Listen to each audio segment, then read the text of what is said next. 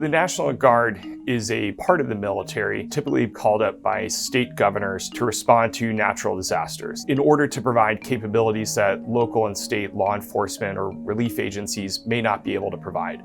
They have helicopters, they have vehicles that can wade through deep waters, but they are not equipped for any sort of direct confrontation with American civilians. They have no arrest power in the United States, so they could temporarily detain somebody and then turn them over to local, state, or federal law enforcement officers. You can even see the difference in missions between these two forces, the National Guard soldiers and civilian law enforcement, based on what they're wearing, based on what they're carrying. This is a photo of law enforcement officers who are in close contact with what appear to be civilian protesters.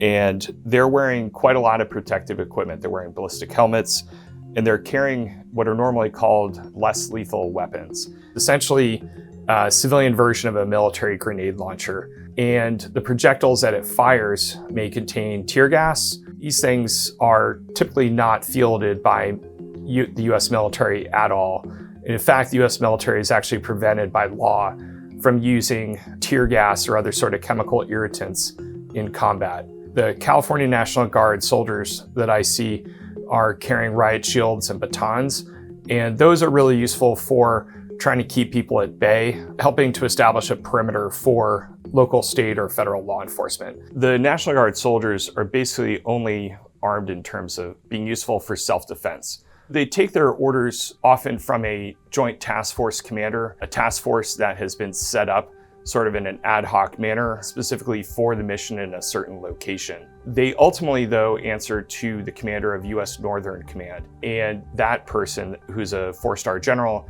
answers to the Secretary of Defense, who's Pete Hegseth.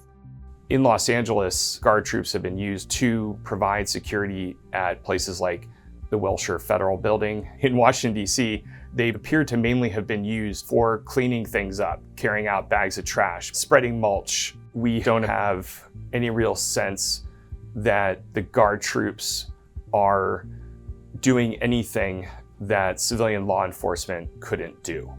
So when they are deployed, they're mainly there to provide presence, to simply be visible and to act as a deterrent for any crime or other types of disturbances.